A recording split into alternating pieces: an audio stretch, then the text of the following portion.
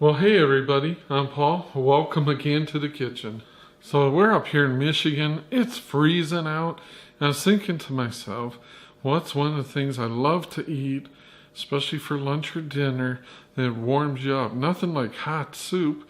And you know me, I love Chinese food. So hot soup, Chinese, gotta be hot and sour soup, right? Let's do it.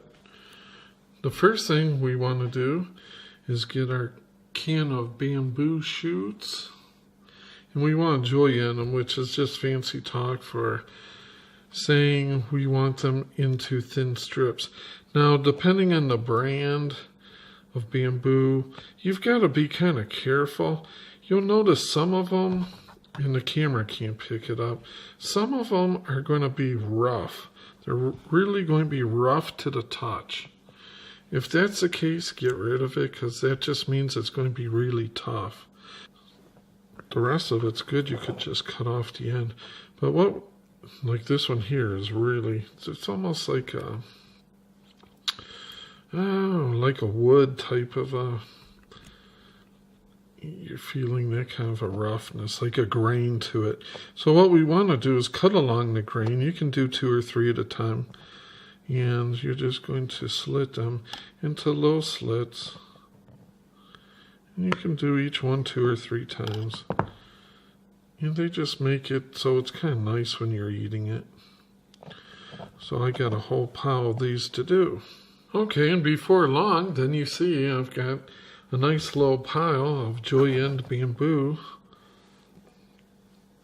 Nice little strips of it. Discarded the rough ones. And now I've got just over ½ a pound of pork that's been in the refrigerator, so it's nice and stiff actually, so it should be fairly easy to cut into some nice strips. So the thing is, we don't want super long, I guess, but for sure you don't want super thick. So it's pretty much along the same lines as the bamboo.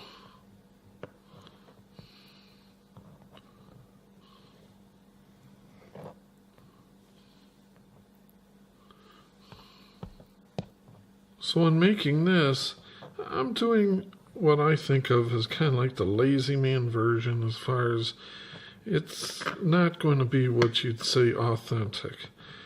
There's loads of recipes where you can go out and get the special mushrooms and all the different special things, but I like trying to make things where you get really close to the super authentic stuff with just items that are readily available at the common markets like we have around here out in the country. You know, it's like to go find special mushrooms at the Asian market, just not practical for us.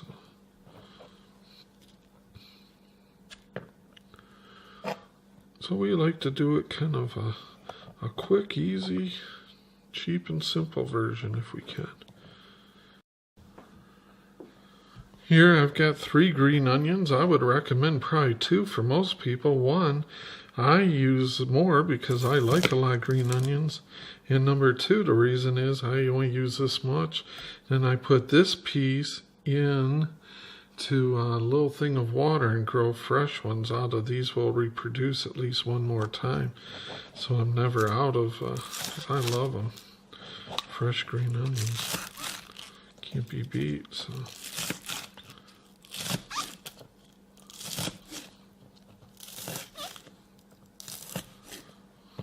When they crunch and they're squealing, you know that they're fresh. So I want to brown up, my pork. Okay, so everything's going pretty good. There's our probe. So what I do is I spear a couple of them because they're so thin. You get a couple of them on there good. You get a better reading, I think. So those are done. We'll move over and add that to the broth. For the broth, I've taken 4 cups of water and I've added, like the Weilers, these aren't the cubes, this is the powder. So a teaspoon equals a cube, so you use a teaspoon per cup. So I've got 4 teaspoons of the Weilers chicken flavoring in there. You can use the cubes, it's just I've always found the powder works good for me. So let's add in, and hopefully I don't splash it in the camera lens. Looks good still. Add in some pork. Now into that we're going to add our bamboo and our green onions. And now this is where I know we're going not authentic, just using the regular mushrooms. It's readily available anywhere, everywhere. Give this a stir. Looking good. Looking really good. Now if you've ever been to a Chinese restaurant or buffet or what have you, you'll notice the Chinese hot sour soup is not watery like this is. Very thin, right? They have it thickened, so I'll show you that coming up. Okay, now this is one ingredient that not everybody's going to have in their kitchen, but it's one that if you like the whole Asian kind of a taste, you got to invest in some of the white pepper. The ground white pepper is awesome. It gives you that authentic kind of a taste. It's so much different than the black pepper. It's hard to describe, but it's awesome. It's a lot finer. Seems stronger, maybe because it's ground up finer, I'm not sure. But it is really good. So, you know, I like it hot. So for me, I'm going with about a half a teaspoon. You could go with a quarter, you know, if you're not big into the whole spice thing. Okay, you guys have seen me use that Shiraka sauce. And people always tell me how to say it. I say it wrong, I'm sure, every time. I think this is made by the same people with the rooster on it. But this is good stuff too. I'm going to put a teaspoon of this in there. Gotta have fun. There we go. Okay, next step, we've got the hot part down, the spice part. That's what they say, hot, spicy. Now we gotta come with the sour part. I'm using apple cider vinegar. If you got white vinegar, that'll work too. Let's see, how many capfuls do we want? This isn't an exact way of measuring, I guess. Let's go for 2 capfuls. We can always add more. You can't go less. You can always go up. Now it's funny, when you get used to doing this, I just do it by sight, I don't know, I don't measure the stuff out, but I understand when you're doing a recipe for other people, you kind of got to, like I just kind of spilled a soy sauce around, so I'm going to measure it though. Here goes 1 tablespoon. It's like you can just tell by the color almost. There's 2, I think it needs probably 1 more. Let's see what we got going here. Oh, look at that. And don't worry, it's not going to be watery. Let's go for 1 more. And I'm using low sodium. I kept thinking to myself, it's missing something. What on earth, you know?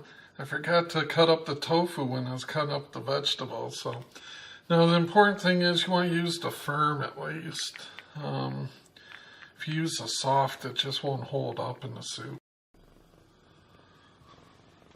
Here's the proper sizing of the tofu, I would say. I took half of the package and cut it into these strips, which we will add here. Okay, now this is cornstarch. Cornstarch is a miracle thickener in the kitchen. And I've got 2 tablespoons here of the cornstarch and 2 tablespoons of the water, which is a pretty good place to start. And it's important that you use cold water, because if you don't, when you add it to your soup, you'll end up getting it all globbed up, which is what you don't want.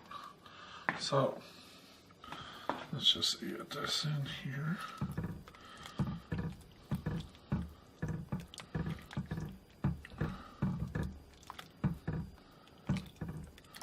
And nothing's going to happen right away until you turn up the heat. You notice I just had on low simmer. I just had on low heat. So there we go. So I'll increase the heat now a little. Now that is thickened up. Just about right. I mean, not like sludge. It's hard to describe. Not watery, not sludge. Just a nice in between. We'll just leave our spoon there because we're not done stirring yet.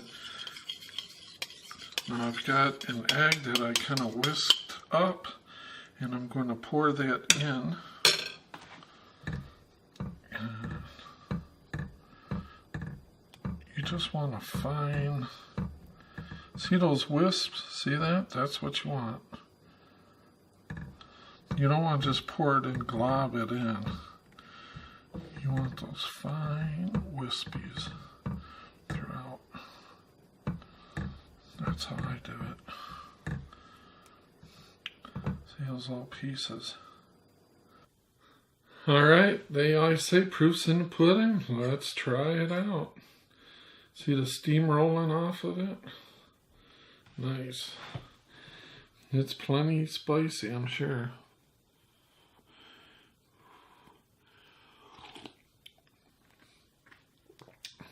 Just perfect for a cold day like today.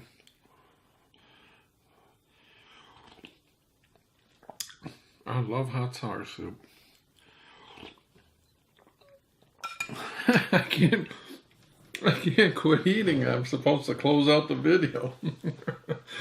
Anyway, guys, thanks so much. Let me know if you try it. It's not everybody's cup of tea, I understand. But if you like a simple, easy approach to it without going for all the fancy ingredients, give it a try. I'm not saying it's authentic, but it's a close approximation. Tastes just like the restaurants. Till next time, I'll see you.